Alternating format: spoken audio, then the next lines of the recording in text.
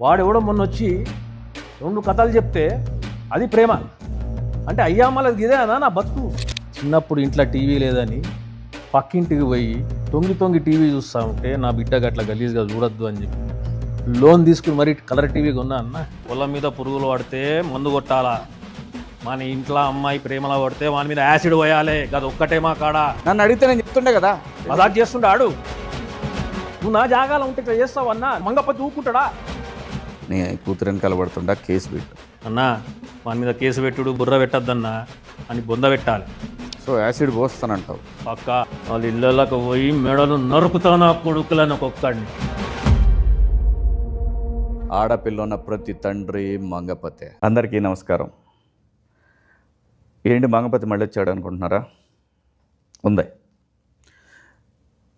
దానికన్నా ముందు మంగపతి కరెక్ట్ అన్నారు, మంగపతి తప్పు అన్నారు, మంగపతి రైట్ అన్నారు, మంగపతి మంచోడు కాదన్నారు. ఏమనుకున్నా మంగపతిని మాత్రం మీ మనసుల్లో ఉంచుకున్నారు. ఈ మంగపతిని ఈరోజు మన దగ్గరకు ఒక పంచాయతీ వచ్చింది. చూస్తే వాడు మరీ మంగపతి కన్నా తేడా ఉన్నాడు. ఆడి కూతురుది ఏదో పంచాయతీ. మామూలే కదా, లవ్ స్టోరీ. చూద్దాం. అరే ఇంకా నన్ను పిలవండి రా. నమస్తే అన్న. పల్లెటూరు నుంచి వచ్చిన ఈ వెంకన్నను ఈ మంగపతి గలుడు చాలా ఆనందంగా ఉందన్న.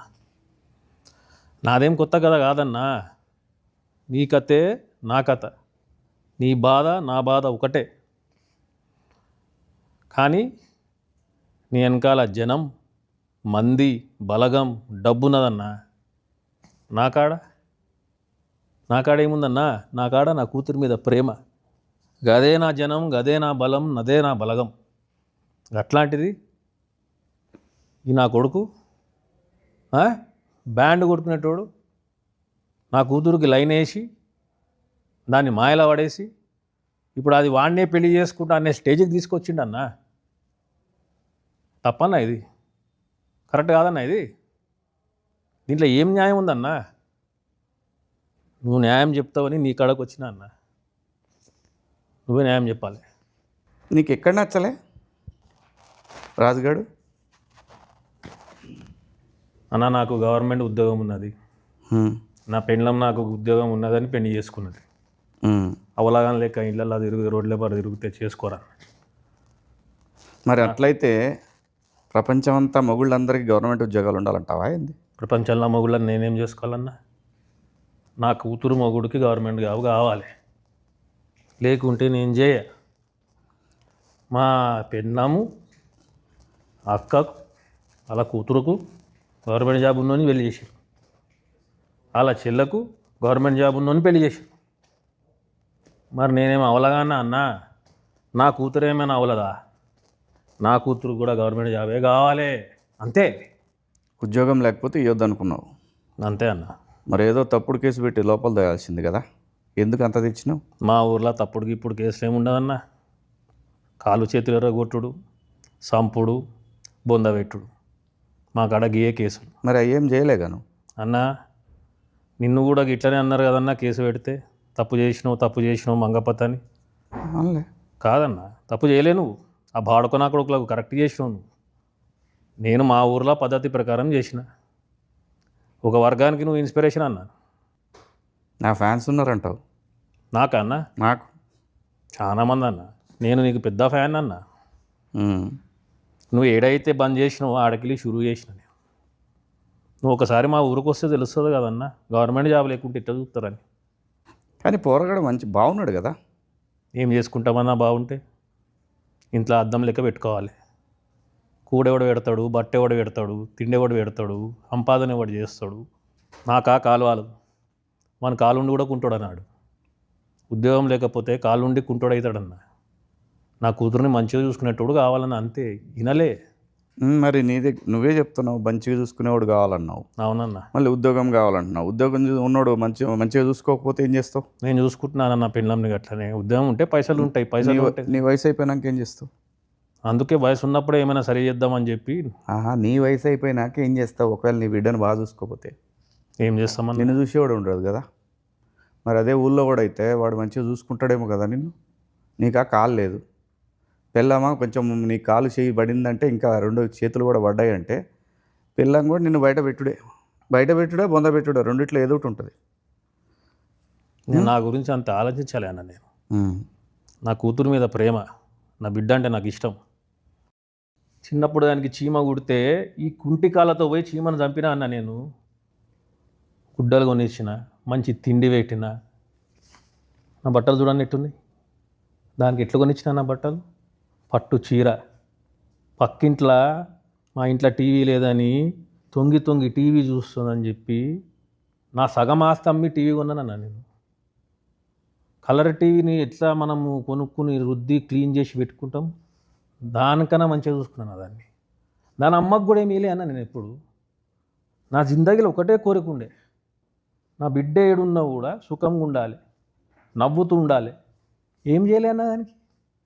ఏం చేయలే చెప్పన్నా? మా ఊర్లో ఎవరైనా తీసుకురమ్మని చెప్పు, వెంకన్న ఆయన కూతురికి ఇది చేయలే అని అడగమను, అని చెప్పమను.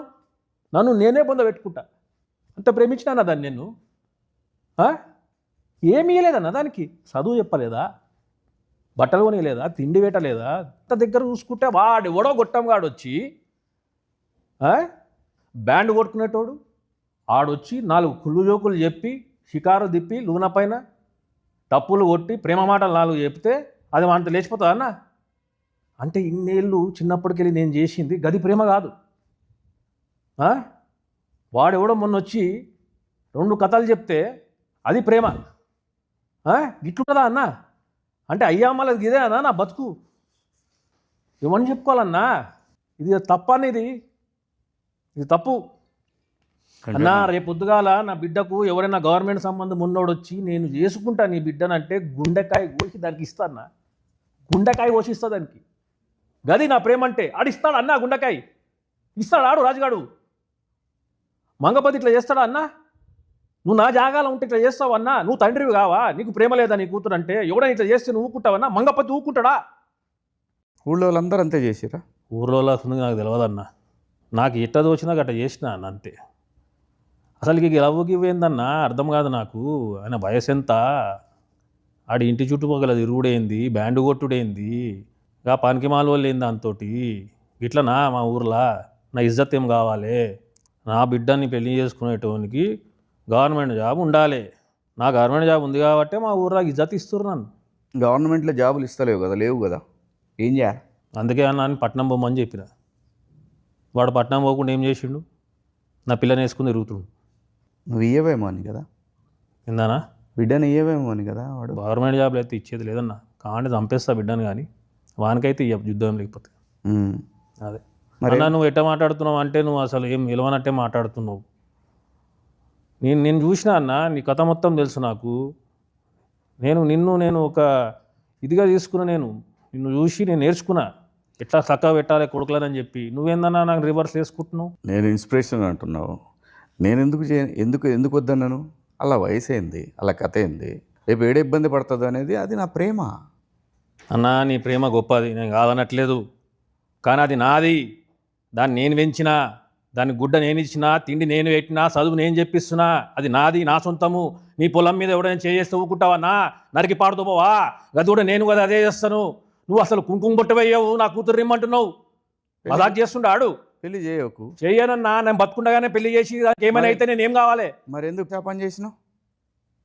ఆ టైంలో అట్లా అనిపించింది చేసిన అన్న. నేను ఇంతగానో అసలు డిస్కషన్ కూడా పెట్టారన్నా మా ఊర్లో. అప్పటికప్పుడు డిసైడ్ చేస్తారు, చేసేస్తారు. అది నాది, దాంతో ఏం చేసుకోవాలో నేను చేసుకుంటా. అది నా సొంతము, నా ప్రాపర్టీ. అది నీకా కాలు చేయి బాయ్. వాడు ఏదైనా వీక్తే ఏమవుతావు నువ్వు? పీకమని చెప్పానాన్ని, పీకమని చెప్పు. ఏడా చూసినాం, నీ పీకుడు అంతా చూసినాంలే. నువ్వు ఎవడన్నా ఏమన్నా మాట్లాడితే భయపడతావు, బిల్డప్లు మాత్రం ఎక్కువ. ఏం చేతగాని వాళ్ళక పెళ్ళాన్ని కొడతావు, ఏమన్నది కదా అని. అది పద్ధత? ఏదైనా చేస్తే లాజికల్గా కొట్టాలి, చట్టంతో కొట్టాలి, తెలివిగా కొట్టాలి. నీ బిడ్డని కాపాడుకోవడానికి ఒక గంప పెట్టినావంటే ఆ గంప కింద ఆ బిడ్డ ఉందంటే గంపనెట్ట కాపాడుకోవాలో చూడాలి కదా అన్నా. ఇవన్నీ పట్నంలో మీరు ఎరిగిర్రు, పెద్దగా ఎర్రు, ఇవన్నీ నడుస్తాయి మాడ. ఇంత మెత్తగా ఉంటే నడవదన్నా. ఈ కొడుకులతోటి పొలం మీద పురుగులు పడితే మందు కొట్టాలా? మన ఇంట్లో అమ్మాయి ప్రేమలో పడితే వాని మీద యాసిడ్ పోయాలి. గది ఒక్కటే మా కాడ. బాగానే ఇన్స్పిరేషన్ తీసుకున్నారు వీళ్ళు నన్ను రాంగ్ రూట్లా. సో యాసిడ్ పోస్తానంటావు. పక్కా. ఇంకొక యాంగిల్ ఆలోచిస్తే బాగుంటుందేమో. ఇప్పుడు ఇదే రాజుగాడు ఉన్నాడు, వాడి దగ్గర బ్యాండ్ కొట్టుడు చాలా మంచి టాలెంట్ ఉంది. వాడు రేపు పొద్దున ఏదైనా మ్యూజిక్ కంపెనీ పెట్టుకొని నీ కూతురు ఇంకా పెద్ద లెవెల్లో తీసిపోతాడేమో. నాకు ఈ పెద్దోడావుడు పెద్ద మనుషుడావుడు రేగి పనులు ఏడు బంద్ చేయరు అంతా. రేపు పొద్దున నేను చస్తే నా పిల్లలకు పెన్షన్ వస్తుంది. వాడు గవర్నమెంట్ జాబ్ లేదు, చస్తే నా కూతురు ఇంటికి వస్తుంది, దాన్ని చూసి నాకు టెన్షన్ వస్తుంది. అప్పుడు కూడా పెన్షన్ వస్తుంది. గవర్నమెంట్ ఇప్పుడు ఊరు తెచ్చిన వాళ్ళకి ఇస్తున్నారు పెన్షన్. అంటే చచ్చిపోమంటావు నన్ను? మరి నువ్వే చెప్తున్నావు కదా అది. అన్న నేను చచ్చిపోయే రకం కాదు, చంపే రకం అన్న. అన్న నాకు అది ఇష్టం లేదన్న, బ్యాండ్ కొట్టుకుంటా ఊరంతా తిరుక్కుంటా, నాకు గవర్నమెంట్ జాబ్ కావాలి అంతే అన్న. సరే మరి బిడ్డ కడుపోయింది ఏం చేస్తావు చెప్పు. కడుపు తీపిచ్చేస్తామన్నా. తీపిస్తే ఎట్లా ఊరుకుంటారు? ఏం చేస్తావు? కడుపు లేదన్న, క్వశ్చన్ లేదు. నీ కాడ ఏం చేయాలో నీకు తెలియదు. ఆ టైంకి నీ ఇష్టం వచ్చినట్టు చేసేసినావు. ఇప్పుడు మొత్తం నాకు నీ అంత దిమాగ్ లేదన్నా, నేను చదువుకోలేదు. మొత్తం సత్యానాశ చేసి పడేసినావు. అన్న నువ్వు నన్ను సపోర్ట్ చేస్తా అనుకుంటే వాడిని సపోర్ట్ చేస్తున్నావు ఏందన్నా? సపోర్ట్ చేయాలంటే లాజిక్ ఉండాలి. లాజిక్తో కొట్టాలా, మ్యాజిక్తో కొట్టాలి, చట్టంతో కొట్టాలి. నాకంత తెలివి నాకు లేదన్నా. ఇట్లా తెలివి లేకపోబట్టే మంగపతిని విలన్ అనుకుంటున్నారు. అన్న అనుకోలేదు, నేను హీరో అనుకుంటున్నా. నన్ను అడగాలి కదా నువ్వు వచ్చి ఏం చేద్దామన్నా అని. నన్ను అడిగితే నేను చెప్తుండే కదా. జల్దీ అయిపోయింది అన్న అంతా. ఇప్పుడు కలిసినా కదా చెప్పి ఏం చేయాలి? ఏం బీకినావు చివరికి? అన్న నువ్వు హెల్ప్ చేస్తావని వస్తున్నావు, నన్ను వేసుకుంటున్నావు, ఏం చేద్దాం చెప్పన్నా?